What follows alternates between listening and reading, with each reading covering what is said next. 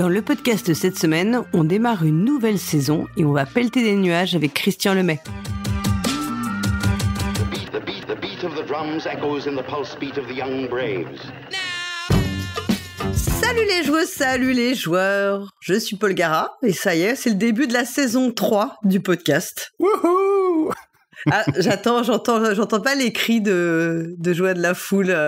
Non, pas de cris de joie. On nous réclame à grands cris, non? Oui, c'est ça, ouais. J'entends les fans en délire. Non, on va peut-être pas exagérer non plus, mais on l'avait dit, le premier épisode de la saison 3, ce serait la reprise de Pelleter des nuages. Ouais. Ce sera l'épisode 8. Oui. En vrai, c'est un jeu je triche un peu parce que c'est presque, en réalité, ça devrait être le 9. C'est le genre de numérotation. Et je suis avec Christian Lemay comme toujours pour Pelleter des nuages. Salut Christian. Bonjour Paul Gara, comment vas-tu? Bah écoute, très bien. Tu as passé de bonnes vacances d'été puisque nous sommes en septembre.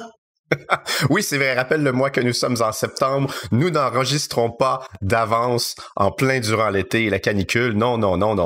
Nous sommes, c'est presque en direct, en fait. Ouais, c'est quasiment. En fait, on a enregistré, ça sera diffusé demain, quasiment, voilà. Non, bah, évidemment, bien sûr, vous avez compris qu'on n'est pas du tout à la rentrée. On ne sait pas ce qui va se passer cet été. Peut-être beaucoup de choses.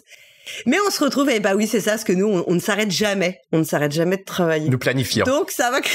Comment? Nous planifions. Ouais, nous planifions. Nous sommes organisés. Voilà. Voilà. Alors oui, je disais, on a triché parce qu'en fait, on a fait un épisode hors série qui n'est pas le 8. Oui, donc là, c'est le 8.5.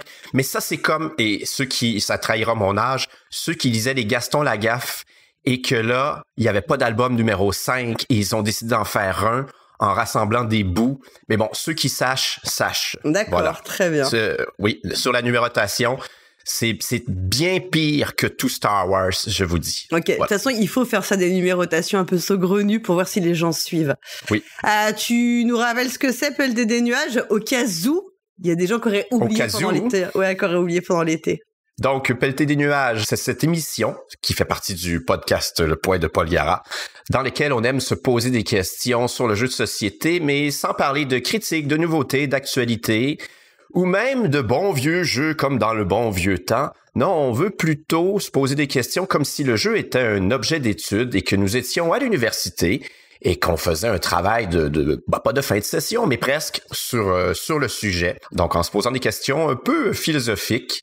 Et ça nous amuse et on espère que ça vous amuse aussi, voire que ça vous fait réfléchir. Ouh là là, on est ambitieux. C'est ambitieux, hein? Ouais, c'est ambitieux, là. Ouais, donc on va... en fait, on a décidé qu'on n'allait pas changer le dispositif. Il y a toujours 2 chroniques, la tienne et la mienne. Parfois, on s'autorisera à inverser l'ordre de passage. Mais là, on va reprendre assez classiquement. C'est toi qui vas commencer. Oui. Et de quoi tu vas nous parler? Et aujourd'hui, je le dis tout de suite avant même de l'oublier dans la conversation qui va suivre. Ce n'est pas justement ma plus intello des chroniques, parce que souvent, je me pose une question. Hein, cette émission, pour moi, c'est l'occasion de... Je me pose une question et puis là, parce que on va faire ce podcast, c'est le prétexte à la fouiller. Et cette fois-ci, en la rédigeant, j'ai pas trouvé l'angle théorique que j'espérais trouver, mais j'espère que ça vous plaira quand même. Alors, je me lance. Vas-y.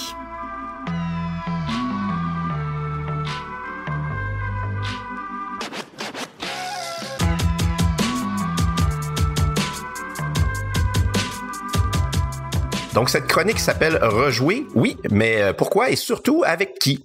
Donc, en janvier 2025, je me suis presque laissé tenter par un défi 10 par 10. Comme toi-même, je crois, Paul Gara, tu fais ce genre de défi.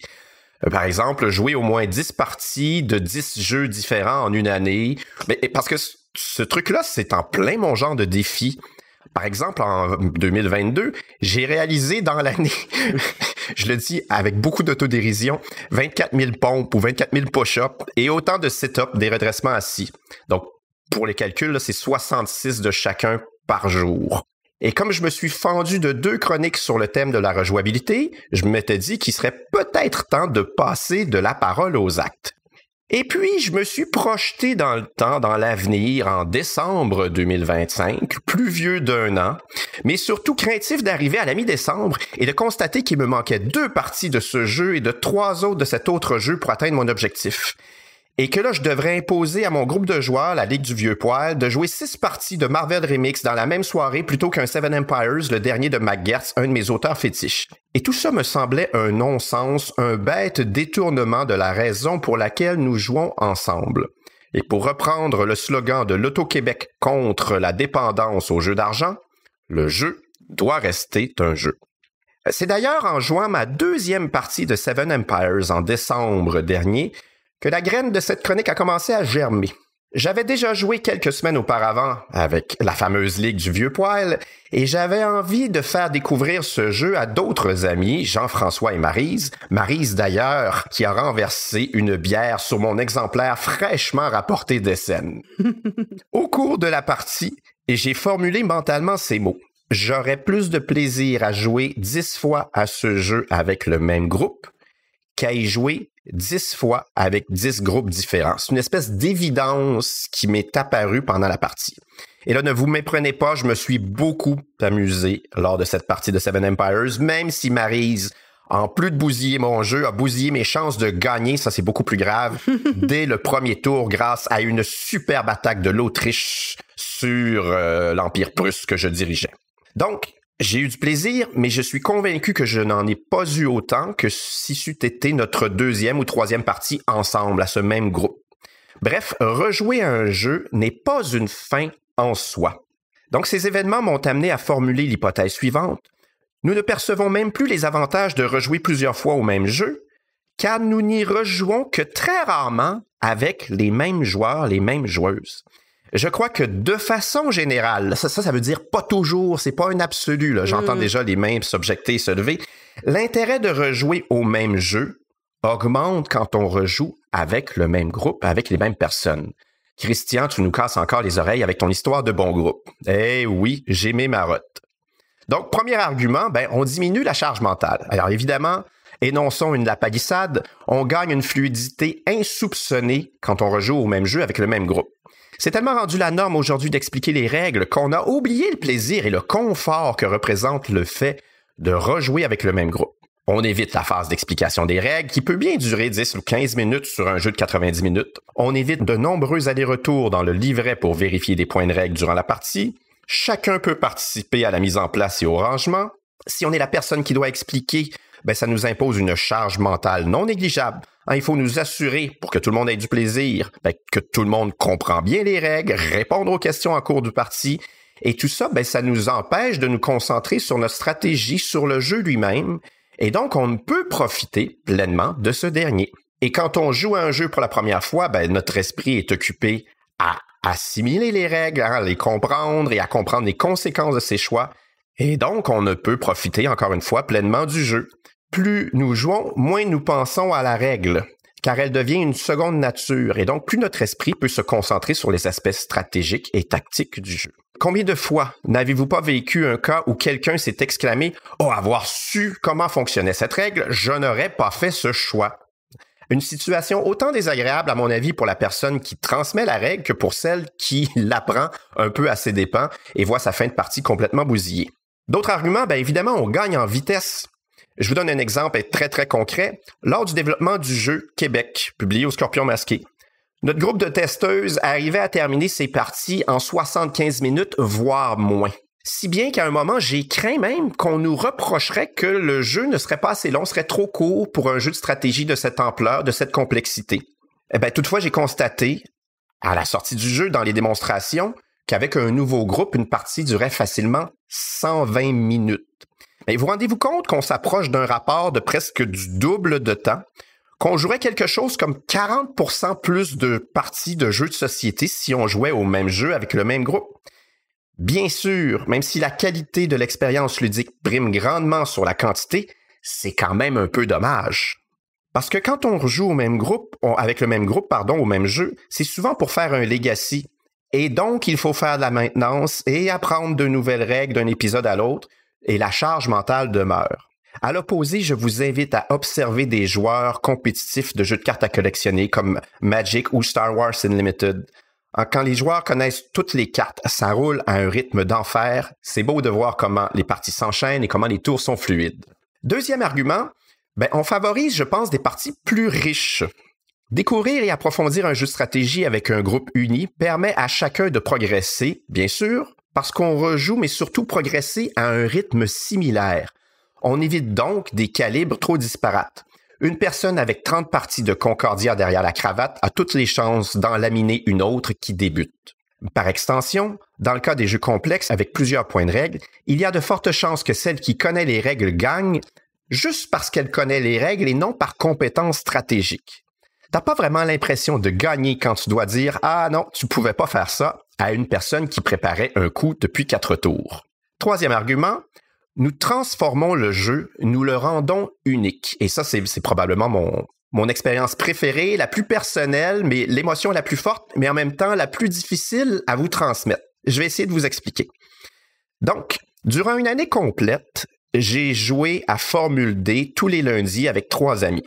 Nous terminions souvent la soirée avec un petit Kakerlaken Poker, traduit à l'époque en français comme il se doit par un terme anglophone, Bug Bluff, et aujourd'hui par le poker des cafards. Merci beaucoup. Dans les 2 cas, donc Formule D et Kakerlaken Poker, notre groupe, nous avons laissé notre empreinte sur le jeu, ou c'est peut-être l'inverse, j'en suis pas certain. Un phénomène qui n'aurait pas pu exister si nous changions de jeu chaque semaine ou si je jouais aux mêmes 2 jeux avec un groupe différent chaque fois. Des anecdotes toutes bêtes qui n'ont rien de particulièrement drôle en elles-mêmes, j'aime mieux vous prévenir, mais qui évoquent pour moi et ces 3 autres personnes de doux souvenirs. Par exemple, à Formule D, chaque fois qu'une de nos voitures en dépassait une autre, nous faisions un magnifique effet Doppler. C'était devenu une règle. Et là, on avait l'air de gamins, je veux dire, de jeunes hommes d'une 30aine d'années, mais c'est comme si on jouait aux petites voitures. Et aussi con que ça puisse être, c'était très amusant, ça rajoute quelque chose. On avait évidemment des noms pour notre écurie parce que chacun de nous contrôlait 2 pilotes avec des noms, avec des statistiques et tout ça, on n'aurait pas pu l'avoir si on changeait de jeu. On avait un classement, j'ai terminé dernier dans les 3 championnats qu'on a fait, mais tout ça existe et tout ça me fait rire beaucoup aujourd'hui. À Kakerlaken Poker, j'aime vraiment beaucoup trop prononcer ce titre. Ça, j'avais compris que t'aimais bien le dire. Je sais pas pourquoi. C'est l'allitération. Ouais, voilà, c'est ça, ouais. Donc, je reprends. Tu peux le redire, du coup. À Kakerlaken Poker. Bon, je me tais. Vas-y. Redis-le. Nous avons développé 2 tics. Donc, pour information, je vais dire KKL ou Kakerlaken Poker est un jeu de bluff dans lequel on tente de refiler des bestioles aux autres joueuses en les proposant face cachée et en mentant ou pas sur leur nature. Nos adversaires doivent deviner si nous mentons ou pas. Donc, par exemple, Paul Gara, voici une carte que j'ai choisie dans ma main, je te la propose face cachée et je te dis, c'est une chauve-souris. Est-ce que je dis vrai ou pas? C'est pas une chauve-souris. Et tu seras pénalisé si tu n'arrives pas à la bien deviner et c'est moi qui serai pénalisé si tu arrives à me deviner, tout simplement. Je suis sûr que tu mens. Je ne mens jamais dans les jeux de bluff et les gens ne croient pas à quel point je ne mens jamais. Et même, j'ai un grand plaisir à annoncer d'avance quelle carte je vais jouer, même dans les jeux où on doit pas le faire.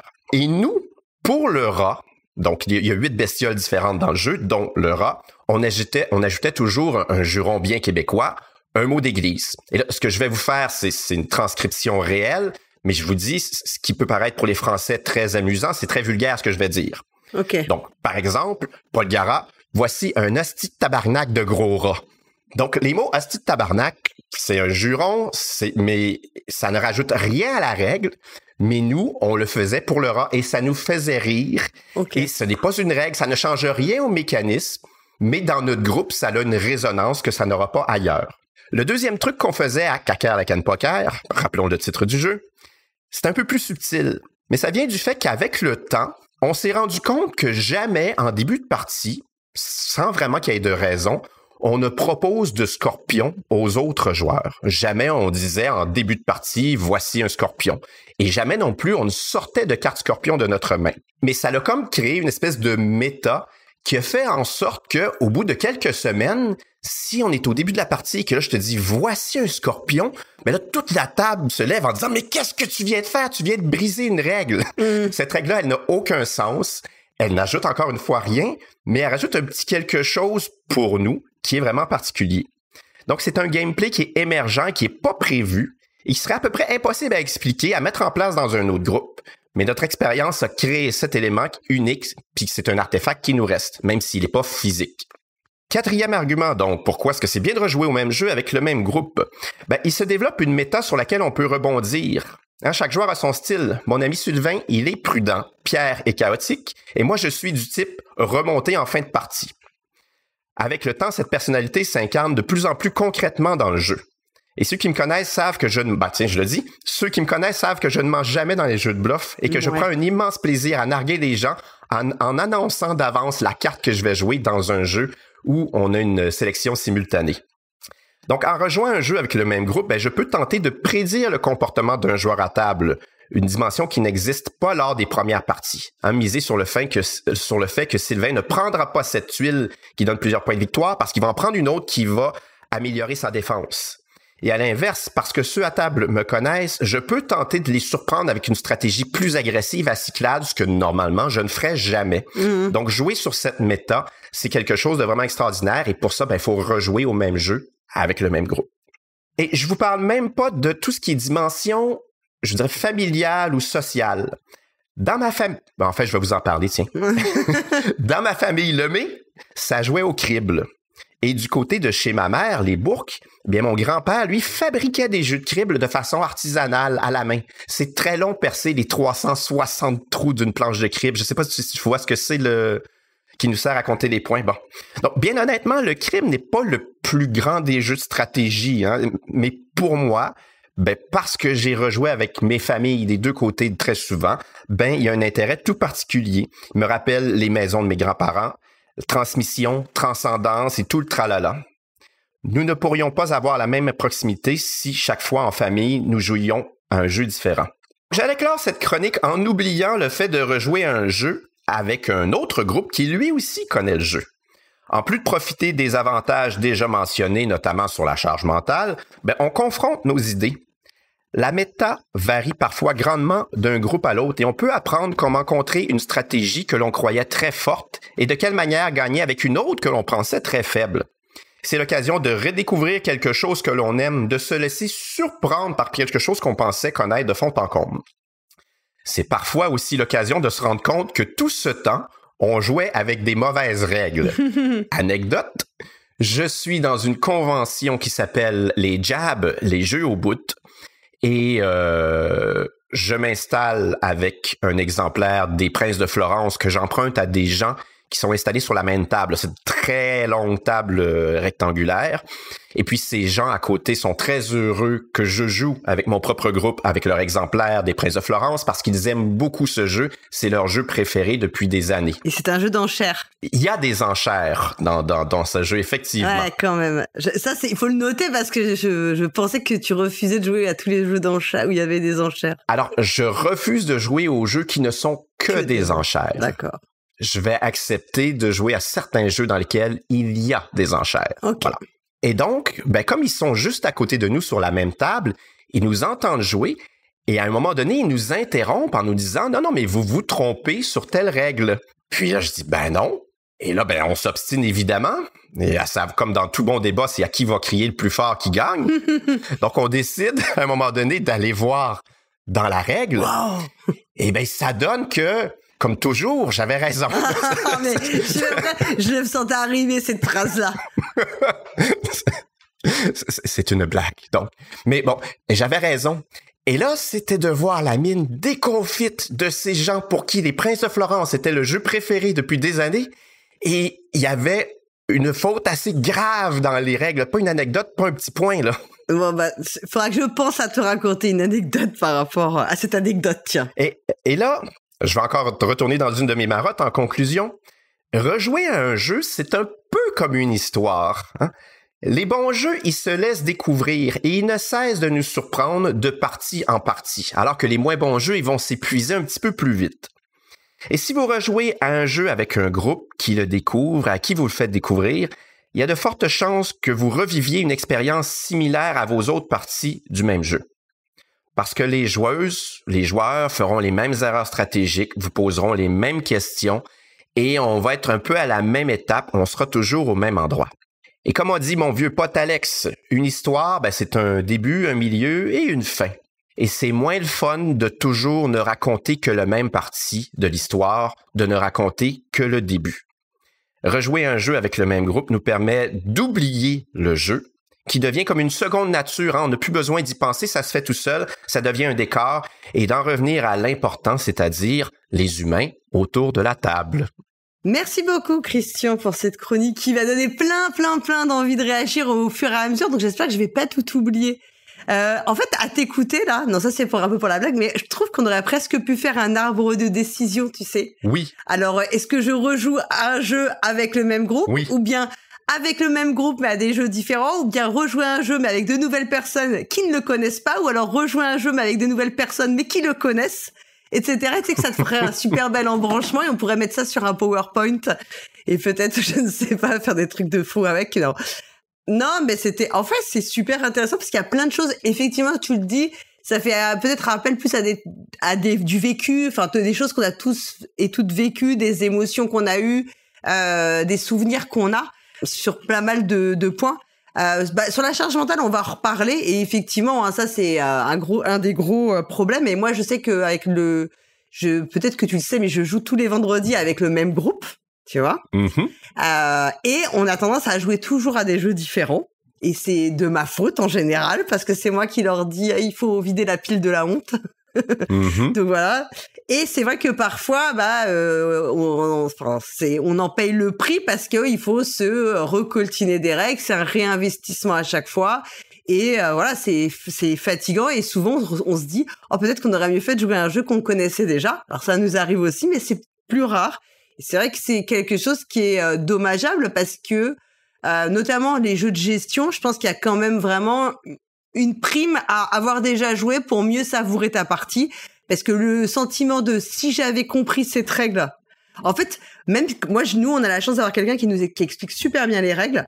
Et malgré tout, il y a une grande différence, je trouve, entre la compréhension théorique de la règle, de façon abstraite, quand elle t'est dite, et la compréhension empirique, c'est-à-dire en jeu. C'est bien sûr, là, tant que je comprends ce que tu m'expliques au moment où tu me l'expliques. Maintenant, je n'en comprends pas les conséquences au moment où tu me l'expliques. Voilà. En fait, c'est forcément quelque chose d'une abstraction. Or, nos capacités d'abstraction, elles sont quand même des limites. On ne peut pas évaluer toutes les conséquences, toutes les imbrications.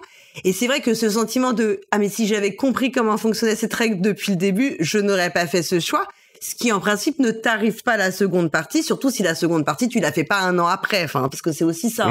Oui. Parce que il y a des jeux, si tu rejoues dans un an, c'est foutu. Tout ce que t'avais, tout ton apprentissage, il a été, il est anéanti, quoi. Et ça, c'est vrai que c'est quelque chose que je trouve vraiment dommage, parce que comme tu le dis, moi, je vois le cas de Grand Austria Hotel, qui est un jeu que j'ai fait jouer à pas mal de gens qui ne le connaissaient pas.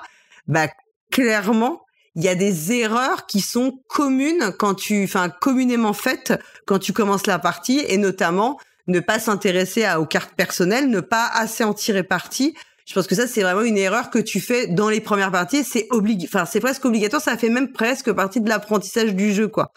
Donc, je suis tout à fait d'accord avec toi que c'est mieux de pouvoir progresser ensemble au même rythme, parce que, de fait, ça maintient l'équilibre des chances de gagner, en fait. Oui. Puis, laminer quelqu'un à un jeu complexe et long, comme peut l'être Concordia. Non, c'est bien. Oui, non, mais ce sont de bons jeux. Et Grand Austria Hotel, non, c'est un jeu, j'ai joué 2 ou 3 parties, j'ai bien aimé. Non, mais je dis, c'est bien de laminer les autres, de toute façon. Peu importe les moyens, c'est la fin qui... Tu connais ma marotte. À vaincre sans péril, on triomphe quand même. Ouais, exactement. mais c'est un peu moins satisfaisant, comme diraient les jeunes aujourd'hui, de laminer quelqu'un qui en est à sa première partie quand on en a 50 derrière la cravate. Et aussi, sur le temps de jeu, parce que tu vois, il y a des jeux quand tu les connais bien. Je sais que Grand Austria Hotel, à 2, nous, on joue en 45 minutes, quoi, sans problème. Waouh. Parce qu'on n'a pas besoin on connaît les règles, on enchaîne, de fait, tu vois mieux comment tout fonctionne. Donc, ça fait que tu peux même faire 2 parties dans la même soirée, ce qui est vachement bien pour ton défi 10 sur 10. Oui. Oui. Mais de fait... L'un nourrit l'autre. D'ailleurs, là-dessus, est-ce que tu fais le défi, mais tu n'utilises pas BG Stats peut-être, mais est-ce que tu fais le défi jouer X parties avec telle personne? Parce que moi, j'ai des défis je dois jouer, par exemple, 100 parties avec ma meilleure amie, 150 parties avec un de mes joueurs avec mes potes du vendredi, etc., quoi. Non, alors je me suis posé la question en janvier dernier, est-ce que je fais un de ces défis? Et j'ai vraiment pas voulu, vers la fin d'année, commencer à me stresser et dire « Ah, mais là, je vais rater mon défi » et commencer à me mettre une pression pour jouer à des jeux auxquels j'ai pas envie sur le moment ou me forcer à jouer à des jeux avec des gens alors qu'ils sont en vacances ou ils sont ailleurs ou ils sont en déplacement. Ouais. Je voulais pas me mettre de pression sur le fait de jouer parce que le jeu doit rester un jeu. La seule chose que j'aime bien, moi quand même, aussi paradoxal que ça puisse paraître, c'est d'essayer un certain nombre de jeux nouveaux dans l'année pour me tenir autant au courant de l'actualité. Donc, je veux vraiment pas jouer à tout, mais généralement, ce que j'aime bien, c'est peut-être 1 an ou 2 après sa sortie, un jeu qui a été marquant et dont on parle encore, ben là, c'est de l'essayer justement parce que il y a une certaine persistance, une certaine pertinence, et c'est aussi d'aller jouer à des vieux jeux. Donc, je pense que je t'en avais parlé, j'ai joué à, je vais mal le prononcer, mais Dimacher. Ça va, c'est bon. Non! Non! Attention, Hammer nous écoute, non. Tu vas... Là, oui, je sais. Si tu dis Dimacher, non, c'est pas possible, c'est Dimacher. Voilà, Dimacher, merci. Et j'ai le projet de jouer une partie de diplomatie un jour parce que je ne l'ai jamais fait.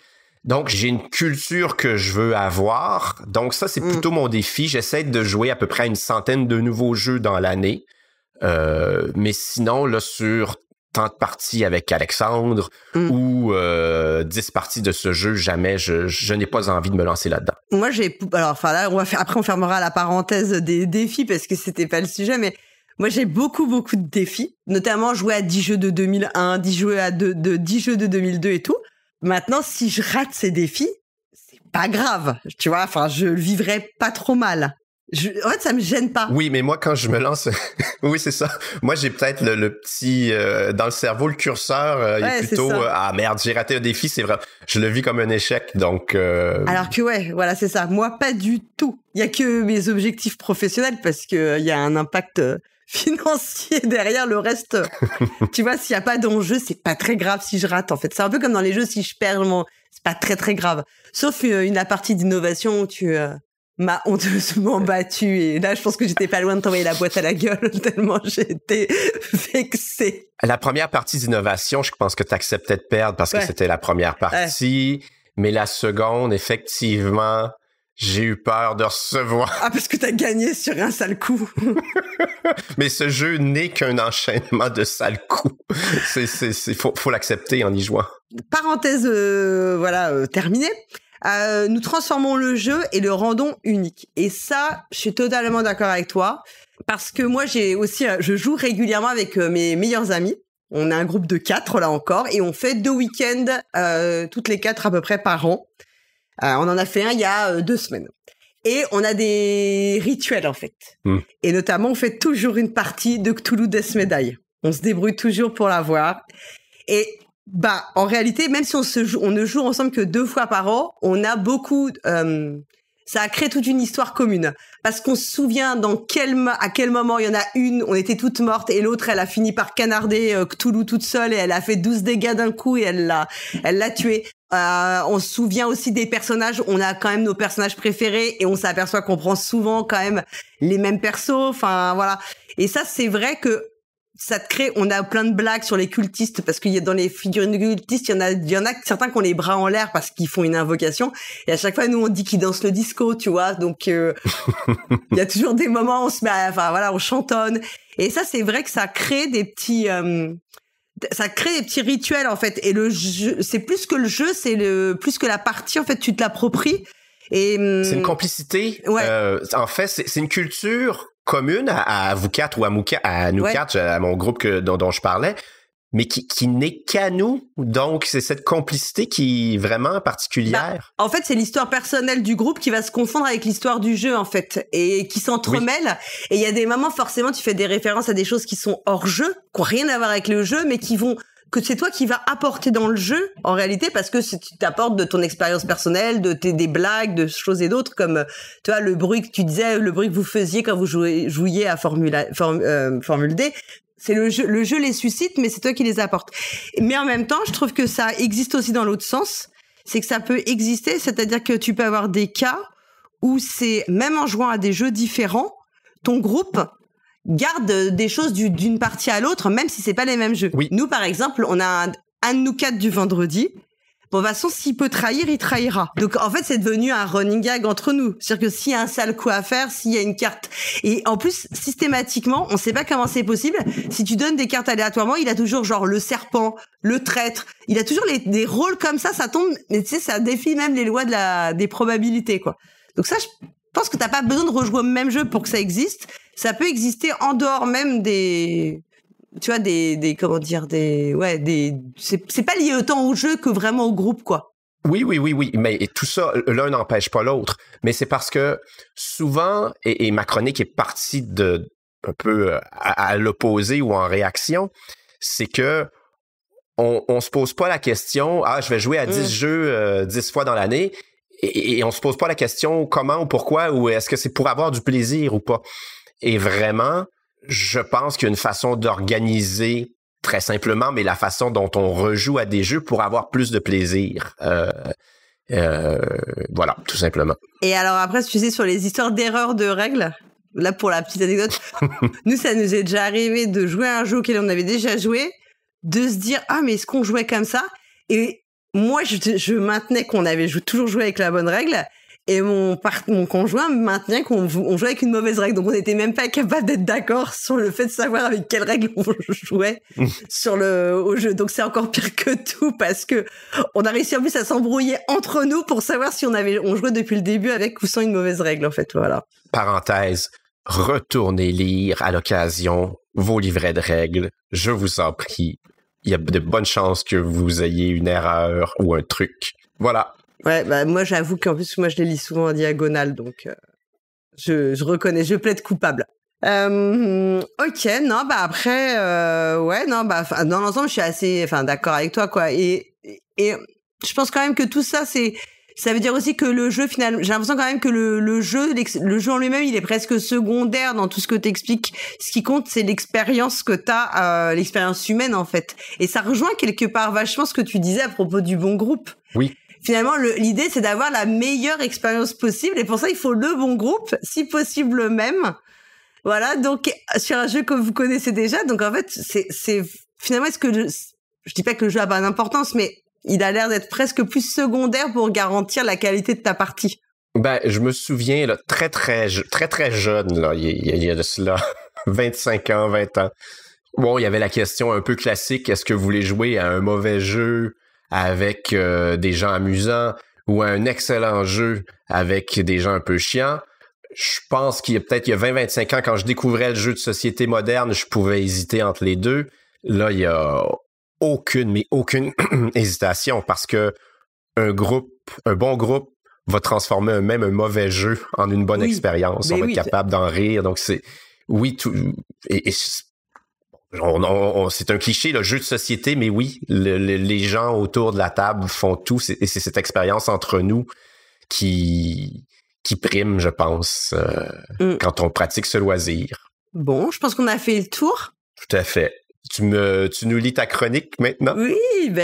Et écoute, on va parler d'un sujet idéal pour la rentrée parce qu'on va parler de la charge mentale. Je t'écoute.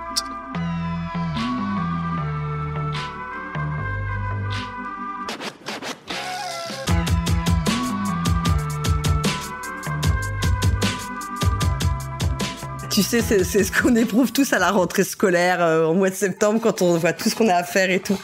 Mais nous, on va parler de la charge mentale en jeu, bien sûr. Alors d'ailleurs, quand j'ai relu en détail ta chronique, parce que j'ai relu ta chronique avant pour cette émission, et c'était après avoir choisi la mienne. Donc en fait, je connaissais ton thème, mais je ne l'avais pas lu et j'avais déjà choisi le mien. Et j'ai trouvé ça amusant parce qu'en fait, elles se répondent sur certains points, ces chroniques. C'est dingue, hein, cette synchronisation. Alors dans ton premier point, c'est ça que t'évoquais, le fait que rejouer avec le même groupe, ça diminuait la charge mentale. Et donc, on y est puisque moi aussi, je veux parler de cette fameuse charge mentale. Alors, qu'est-ce que c'est la charge mentale? Parce que c'est quand même un terme, comme on dit, un peu galvaudé, on l'entend partout.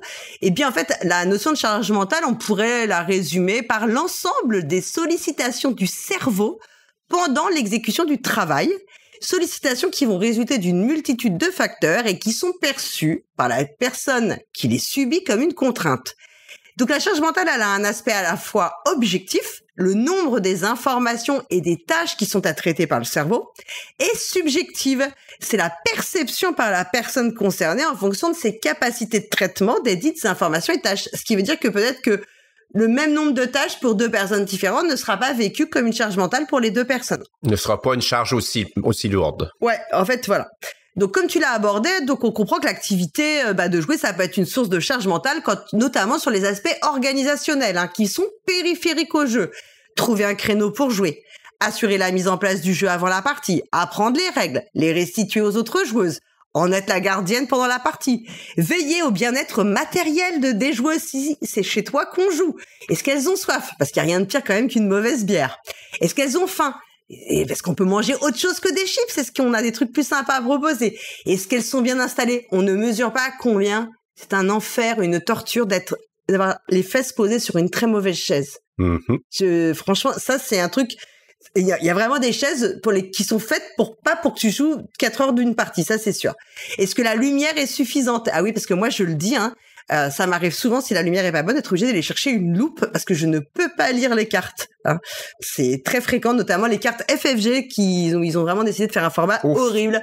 À l'ancienne, les vieilles cartes FFG, les petits formats, les cartes événements qui font toutes 4 cm par 2,5. Bah, moi, si la lumière est mauvaise, je suis obligée d'aller chercher une loupe pour lire, voilà. Donc, c'est assez pénible. Alors, une fois installé autour de la table, le jeu est déployé, les règles sont intégrées, on s'imagine que la charge mentale, elle va s'effacer, comme si elle n'appartenait qu'au monde extérieur, à l'avant-partie. Et parfois, non, c'est au cœur du jeu que la charge mentale, elle ressurgit. Et ça, même si on est prête à jouer, motivé, disponible. Alors, ce que je voudrais explorer ici, c'est cette forme insidieuse de charge mentale, celle qui ne vient pas de l'organisation, mais du système ludique lui-même. Et oui. Pour parler de cette charge mentale qui va s'inviter en pleine partie, je vais repartir de 3 types de situations que j'ai vécues et qui m'ont donné ce sentiment étrange, mais pas très agréable, que le coût mental du jeu dépassait le plaisir qu'il était censé m'apporter. 3 cas particuliers, 3 formes de charge mentale. Tout d'abord, celle qui va surgir dans les phases de maintenance, notamment dans les jeux narratifs, ce que je pourrais appeler par fin de manche début de migraine, parce que c'est un peu ça. Alors, voilà. La maintenance dans un jeu de société, ça correspond à des moments intermédiaires où on va réinitialiser des éléments, déplacer des marqueurs, compter des ressources ou bien appliquer une série d'effets automatiques. C'est une étape plutôt fonctionnelle, mais qui n'a pas exactement la même importance selon les types de jeux. Dans les jeux compétitifs, c'est souvent une phase de nettoyage. On réinitialise les ressources ou le marché de cartes, on remet les éléments en place, on reprend nos ouvriers et on prépare la manche suivante. C'est des gestes techniques qui sont neutres, parfois fastidieux, mais qui sont rarement porteurs de sens ludique en tant que tels. Ils peuvent être pénibles en termes de manipulation, mais ça permet aussi de respirer entre les différentes manches. À l'inverse des jeux de civilisation dont tu nous disais qu'ils ont un rythme permanent. C'est vraiment ça, les jeux. Oui, c'est un moment de respiration, en fait. Voilà. Ouais, exactement. Ça te permet aussi finalement de faire retomber la pression, quoi. À l'inverse, dans les jeux coopératifs, souvent narratifs, la maintenance, elle prend souvent la forme d'un contre-jeu. C'est-à-dire que c'est la phase où le jeu va jouer contre toi, contre les joueuses. C'est pas vraiment une phase de gestion, mais c'est vraiment une phase de jeu à part entière. On va activer des ennemis, on va appliquer des effets néfastes, on avance un compte à rebours, on va tirer des cartes événements. On l'a tous vécu. En théorie, ça devrait être plus engageant puisque c'est du jeu à part entière. C'est pas juste du nettoyage. Et souvent, c'est un moment du tour qui est le plus chargé cognitivement. Il faut suivre une séquence précise, appliquer des effets qui sont parfois conditionnels, vérifier l'état de plusieurs zones ou de personnages. Et puis alors là, si l'ergonomie ou la lisibilité, ça suit pas, cette phase, elle peut devenir lourde, confuse et entamer tout le plaisir du jeu. J'adore les jeux FFG, mais je suis obligée de reconnaître que ces phases, elles deviennent de plus en plus insupportables en cours de partie. Par exemple, dans les demeures de l'épouvante, je m'excuse Marie-Neige de ce que je vais dire, mais si, il arrive toujours un moment où je ne sais plus où j'en suis des tests d'horreur qu'on doit faire. On en a tellement à faire, je ne sais plus quel personnage l'a fait, on est complètement perdu. Ça devient quasiment ingérable et j'avoue que, tu t'en doutes, parfois je ne les fais pas parce que ça me saoule. Et pourtant, dans les jeux, surtout narratifs, on attend que l'expérience, elle soit fluide, presque cinématographique. Et les phases de maintenance, notamment la phase de mythe, en étant si exigeante, elle en vient à briser toute l'immersion au moment où la tension, elle devrait être la plus forte. C'est le moment où les ennemis t'attaquent, tu vois. Donc, en principe, tu devrais être tendu. Et c'est pas du tout. Et là, le rythme même de la partie, il est finalement cassé. Et c'est pour ça que j'aime profondément Cthulhu Death Medaille. Il fallait que je le replace une deuxième fois. Parce que dans ce jeu... Est-ce que tu veux le prononcer plusieurs fois? Oui, comme toi. Cthulhu Death Medaille. Ou alors CDMD. Dans ce jeu, les phases de maintenance interviennent à l'intérieur du tour de chaque joueuse. Et en fait, elles sont éclatées. Ce qui permet déjà de masquer leur côté rébarbatif. La détermination de l'événement du tour et l'activation des ennemis, elle se fait immédiatement après la phase d'action de la joueuse, et non pas de toutes les joueuses. Il s'ensuit alors la phase d'attaque des ennemis ou de loot, donc la joueuse redevient assez active. Puis en fait, on a la maintenance proprement dite, c'est-à-dire l'avancée du grand ancien, qui n'est qu'éventuelle parce que c'est qu'au bout d'un certain temps qu'il avance réellement. Il faut qu'il y ait 3 étoiles, blablabla, je vous passe les règles. Et en fait, rien que le fait d'avoir cassé le rythme habituel des phases de maintenance en l'intégrant par petits morceaux dans le tour de chaque joueuse, ça permet de donner l'illusion que cette phase est assez légère à gérer et que c'est une phase de jeu comme une autre. Le jeu est bien sûr aidé en cela par des règles qui sont très épurées. La maintenance, elle est réduite à sa plus simple expression, l'indispensable, et tout le superflu a été retiré, et c'est très bien comme ça. Ben oui, parce que la maintenance, lorsqu'elle est trop lourde ou trop fréquente, elle est désagréable, elle interrompt le flow, ce qu'on peut définir comme cet état d'immersion dans l'action. Le flow, il a été théorisé en 1975 par le psychologue Mihai Csikszentmihalyi dans son livre Flow, The Psychology of Optimal Experience. Les personnes seraient plus heureuses quand elles sont dans un état de flow, cet état de concentration, d'absorption totale dans une activité ou une action. Le flow, ça se décompose en 9 parties. Bon, je sais pas si je vais toutes vous les faire, mais en gros, on pourra les mettre dans le billet si vous voulez, mais en gros, il y a l'équilibre entre la difficulté et les capacités, la clarté des objectifs, la concentration sur la tâche à accomplir, un paradoxe de contrôle, il faut qu'on ait la sensation d'avoir du contrôle, la transformation du temps, etc., la perte de conscience de soi-même. Et donc, pour atteindre ça, il y a des éléments objectifs, notamment l'équilibre entre la difficulté de la tâche, et donc ça, c'est un élément objectif, la difficulté de la tâche, et les capacités de l'exécutant, c'est un élément subjectif. Ça peut sembler théorique, mais on va le ressentir très concrètement dès qu'on doit en pleine partie dérouler une séquence d'effets comme on lirait une fiche technique en se demandant à chaque étape, et maintenant, qu'est-ce qu'on oublie? Voilà, ça c'est clair que là, le flow, tu l'as perdu complètement. Donc quand les phases de maintenance, elles permettent plus cet équilibre, on se retrouve en permanence à devoir reprendre tout ce déroulé d'étapes, comme si on lisait une note de procédure ou bien un truc pour monter un meuble. Là, le jeu demande une charge cognitive qui ne nourrit ni le plaisir ni la compréhension, mais simplement la bonne marche du système. Donc le cerveau, il va fatiguer, il y a une forme de friction, une usure, qui nuit particulièrement au profil des joueuses qui sont les moins multitâches, ou celles qui veulent absolument que tout soit propre et lisible, celles qui veulent que tout soit parfait. Et il en existe. Il en existe. Ouais, il en existe. Moi, je lutte contre ça, le fait que ça ne peut pas être toujours tout bien. Aussi, on peut parler de trop de règles qui tuent le jeu. Certains jeux, ils semblent vouloir prouver leur richesse par la complexité de leurs règles, la fameuse définition des jeux experts, et pas par leur profondeur stratégique naturelle, mais par une accumulation d'exceptions, de cas particuliers, de sous-systèmes. C'est pas la complexité en soi qui va poser problème, parce que celle-là, elle peut être jubilatoire, mais c'est la surcharge cognitive qu'elle implique, parce qu'elle devient artificielle, voire inutile. Alors, on va revenir un peu à la définition de la fameuse élégance dans le jeu. Il y a une différence fondamentale pour moi entre le jeu complexe et le jeu compliqué. Un jeu élégant, lui, n'a pas besoin de se noyer dans des sommes de détails et d'exceptions.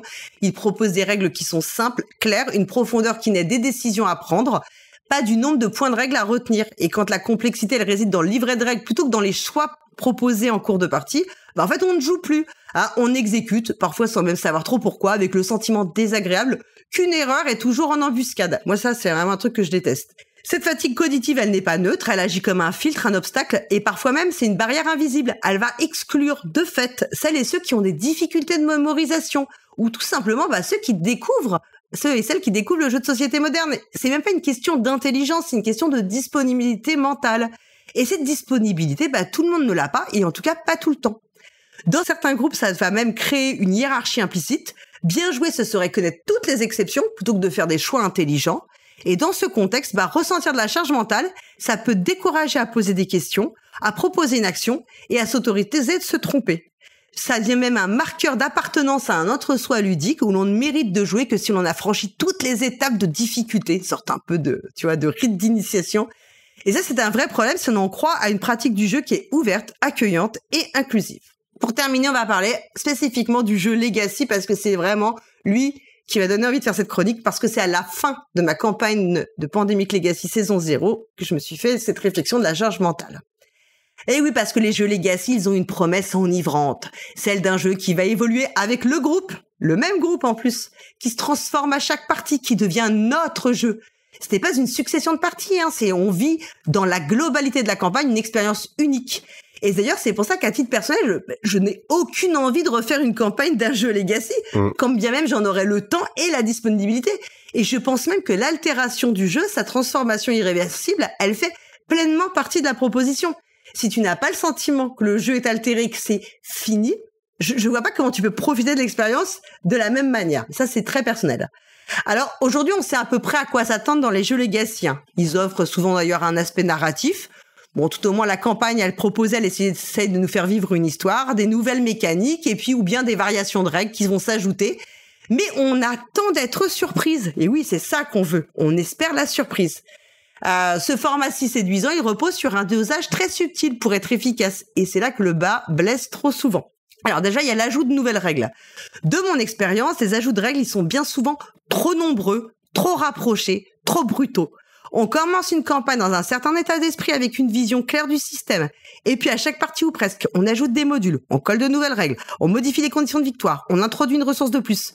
On n'a généralement pas le temps d'intégrer et de pratiquer suffisamment ces nouvelles couches de règles. On a à peine le temps d'expérimenter une mécanique qu'une autre arrive. Le jeu ne respire plus. On a une saturation cognitive, une sensation d'overdose douce. Un peu comme si à chaque fois qu'on reprenait une série, on nous changeait la moitié du casting et les règles du monde, de l'univers. Alors, c'est d'autant plus frustrant que ces ajouts, en fait, dans le Legacy, sont rarement hiérarchisés. Certaines règles sont centrales, d'autres peuvent être anecdotiques. Mais souvent, le jeu les présente toutes sur le même plan. Résultat, on sait plus ce qui est important. On sait pas ce qu'on a le droit d'oublier. Pourtant, dans Pandemic Legacy saison 0, les auteurs disent clairement, vous oublierez des règles et c'est pas grave. Moi, ça, je trouve ça bien, mais... C'est brillant, c'est brillant. C'est brillant de l'avoir dit, ça c'est sûr. Parce qu'on va quand même jouer dans le brouillard, on a parfois l'impression de jouer faux, malgré toute notre bonne volonté. Moi, par exemple, j'ai arrêté de jouer avec les satellites dans Pandemic Legacy saison 0, parce que comme je les oubliais tout le temps, je me suis dit, tant qu'à faire. Et comme je m'en voulais de les avoir oubliés, j'ai décidé de les dégager, tout simplement. Ah, ils sont très faciles à oublier, les satellites, voilà. Parce que ça nous est arrivé, nous aussi. Voilà, tu vois. Dans les Aventuriers du Rail Legacy, je ne sais pas si tu l'as fait. Oui. Nous, c'est pareil. Il y avait des mécaniques additionnelles qu'on oubliait systématiquement. La mention spéciale, c'est le train fantôme. Et je crois que quand on se rendait compte qu'on l'avait pas fait, on se faisait... c'est pas bien grave, c'est tellement chiant, voilà. Donc la charge mentale, elle va s'installer. Pareil. Ouais, pareil, tu vois. Pareil. C'est là que la charge mentale, elle s'installe et elle est insidieuse. Elle n'est pas dans la stratégie ou la tension du jeu, mais dans la gestion de ces couches de règles superposées. Et on ne parvient à les apprendre ni théoriquement, ni empiriquement. Pour moi, une des exceptions, c'est My City, de Rainer Knizia. Je sais pas si tu l'as fait. Moi, je trouve que le J'adore. Voilà, le découpage du jeu, il permet en chapitre, ça permet de s'approprier les règles et les ajouts à un rythme qui est adapté à l'ensemble des joueuses autour de la table. Parce qu'en plus, moi, j'ai joué avec mes enfants, en prenant son temps et en laissant le temps de savourer ses évolutions. Voilà. Ensuite, dans les Legacy, il y a quelque chose qui peut devenir pénible, c'est quand la mise en place et la fin de partie prennent le pas sur la partie elle-même. Alors, c'est probablement une conséquence du point précédent, mais moi, je me suis surprise à évaluer que les temps hors jeu, avant-après, finissent par être plus longs que la partie elle-même. Et cette disproportion, elle se creuse de plus en plus au fil des parties, surtout quand on a le sentiment qu'une partie des ajouts n'apporte rien. C'est un déséquilibre qui altère profondément le rythme du jeu, au point de faire éviter ça nous fait hésiter à lancer une nouvelle session, surtout en fin de campagne. On aime le jeu, l'expérience proposée, puis on se dit, on aimerait bien avoir terminé, parce qu'en fait, on en a ras-le-bol. On est parti 7, il y en a 10. Vivement que ça se termine. En plus, on a cette idée qu'il faut qu'on termine, sinon on n'a pas bien joué, quoi. Donc, Clank Legacy, moi, les 3 dernières parties, j'en avais juste ras-le-bol du jeu. Fondamentalement, j'avais plus envie d'y jouer. Et je le terminais juste en me disant, on a déjà fait 8 parties, ce serait dommage de pas finir, voilà. Et ça, je doute que ce soit une très bonne motivation quand même pour jouer à un jeu. Voilà. Donc, quand le système de jeu devient plus lourd que le plaisir qu'il apporte, quand le jeu devient une corvée, c'est la promesse du jeu qui est rompue. Alors, ma conclusion, c'est pourquoi on s'inflige ça? Pourquoi est-ce qu'on accepte ces livrets de règles parfois indigestes, ces surcouches de règles, ces phases de maintenance interminables? Pourquoi est-ce qu'on en revient encore à des jeux dont on sait qu'ils vont nous épuiser plus qu'ils ne vont nous épanouir? Mais parce qu'on est en quête. En tout cas, moi, c'est ma raison. Et oui, on est en quête d'un moment rare, presque magique. On veut vivre une expérience, une aventure, quelque chose d'unique qui nous transporte, qui nous marque, dont on se souviendra et qui n'appartiendra qu'à nous, qu'à notre groupe de joueuses. Et puis les jeux Legacy, les jeux narratifs particulièrement, ils nous font cette promesse, ils nous tendent un miroir. Viens, ça va être cool, ça va être une expérience unique. Souvent, c'est un peu comme des dealers, ils te mentent. Alors on y va, on s'accroche, on déplie, on colle, on lit, on gère, etc. Et puis on espère toujours que ce sera l'expérience ultime, cet Eldorado ludique qu'on recherche encore et encore. Mais cette illusion, elle a un coût. Et quand le coût devient supérieur au plaisir, il faut se poser la question. Peut-être qu'on ne l'aura jamais, en fait, cette expérience parfaite. Peut-être qu'elle est derrière nous, ou dans un jeu plus modeste, plus humble, plus fluide, et c'est pas bien grave. Rappelons-nous qu'un jeu, ce n'est pas une épreuve, que s'il nous coûte plus qu'il ne nous réjouit, alors c'est peut-être lui qui est mal dosé et conçu, et pas nous, et qu'on a le droit aussi de préférer les jeux qui prennent soin de notre bien-être. Jouer, ce n'est pas faire ses preuves, c'est juste chercher un moment de suspension et de plaisir. Merci beaucoup, quelle belle finale. N'est-ce pas? Là, je suis bien embêté. On a eu quelques chroniques la saison dernière, pas au tout début, mais plutôt vers le milieu ou la fin où je m'obstinais un peu plus. Mais là, je suis vraiment embêté parce que je ne saurais que renchérir.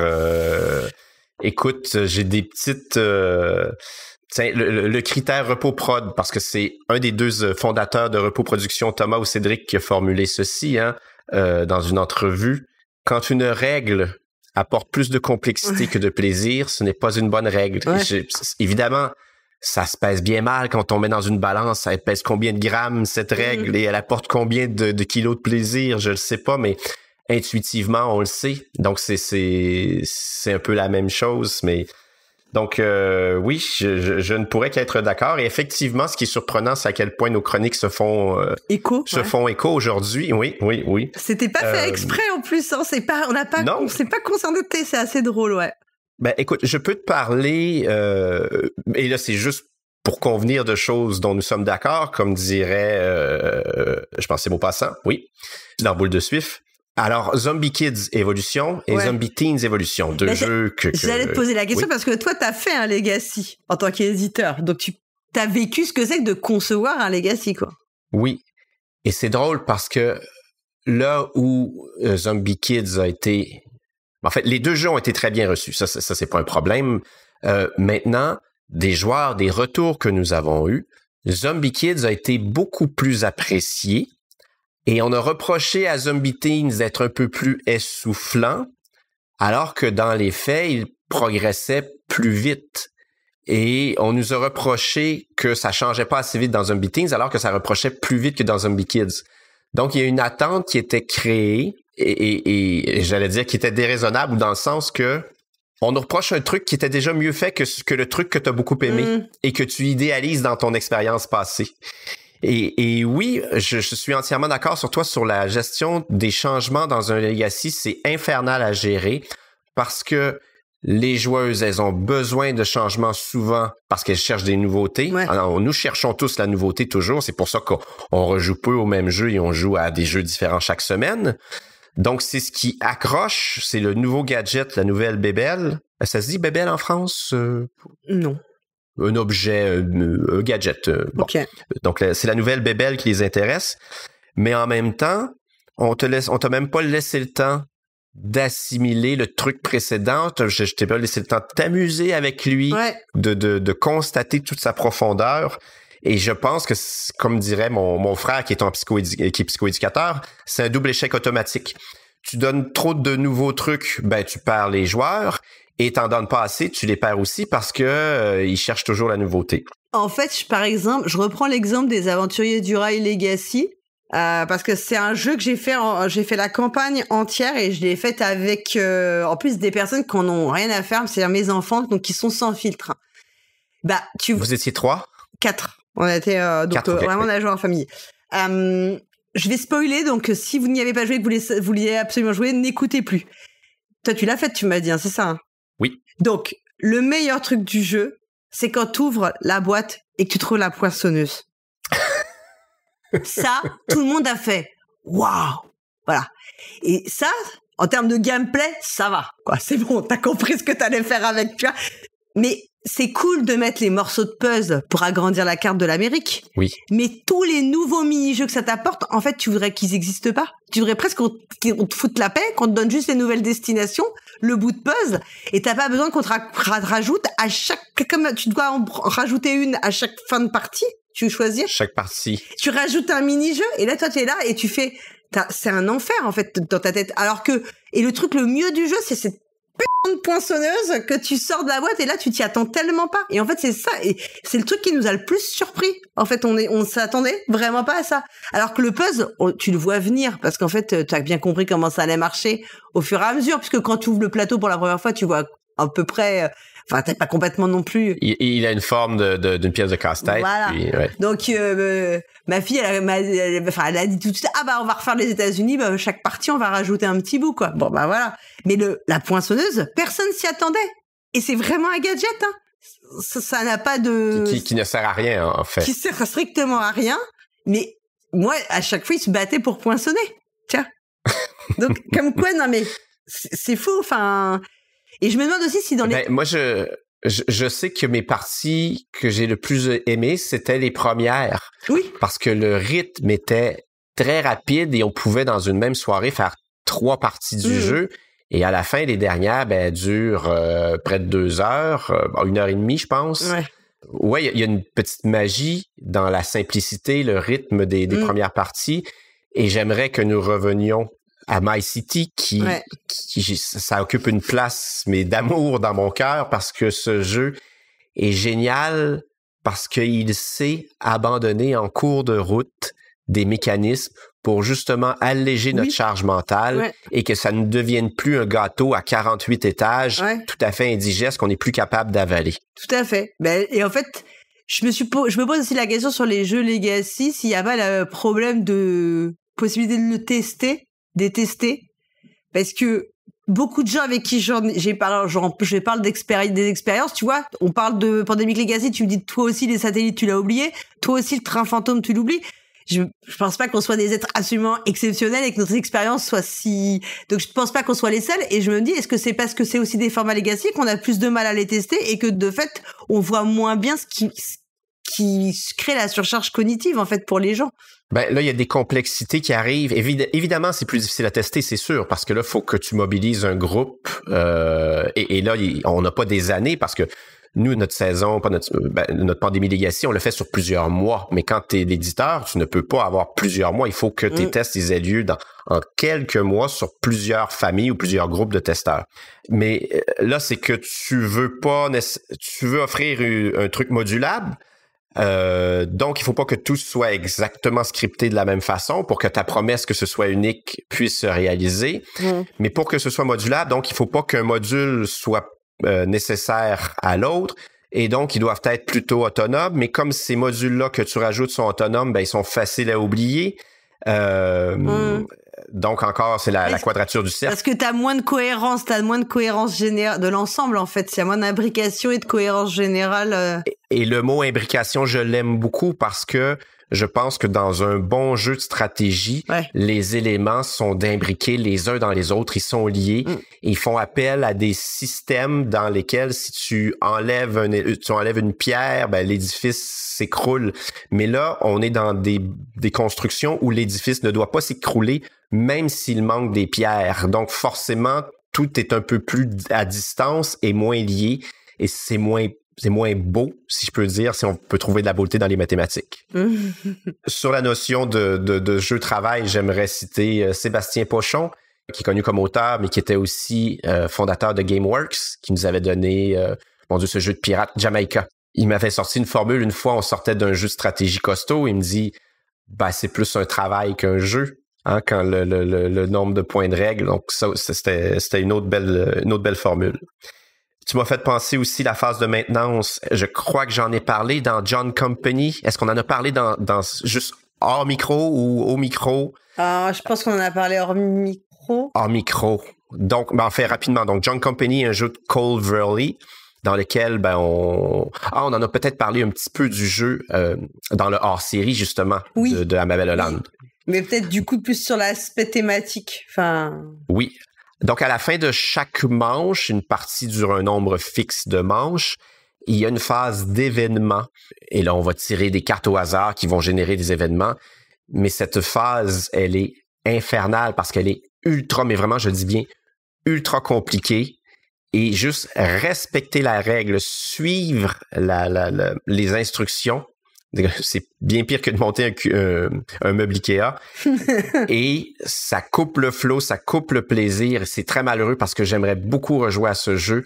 Mais ça, c'est un deal breaker pour moi. Cette phase d'événement, malheureusement, cette charge mentale, elle est beaucoup trop pesante. Bon, du coup, si on est à peu près d'accord sur tout, hein. Ça va mal? Ouais. Oui. Tu sais, il faut qu'on trouve un sujet pour s'entretuer le mois prochain. D'accord. On fera ça. Je sais pas, vu les thèmes qu'on avait choisis, je sais pas si ce serait encore l'occasion ou pas, mais on révèle pas à l'avance les sujets. Hein. Non, on révèle pas à l'avance, d'accord. Non, parce que moi, ça, c'est bizarre, mais je suis un peu superstitieuse. Imagine qu'on veuille changer ou n'importe quoi. T'as bien raison. Voilà. Bon, je pense qu'on a fait un bon tour d'horizon pour cette reprise. Ben oui. Ouais. Merci beaucoup. Ben, merci à toi d'avoir pelleté des nuages. On est parti pour 10 chroniques, du coup.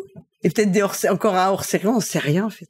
Mais le hors-série, c'est la beauté de la chose. Il faut pas qu'il soit planifié. Ouais, c'est comme sur un CD, on s'en souvient peut-être si on a un certain âge, ou sur une vieille cassette même, les chansons cachées. Cachées, ouais. Donc, à la toute fin, la toune cachée, on dit.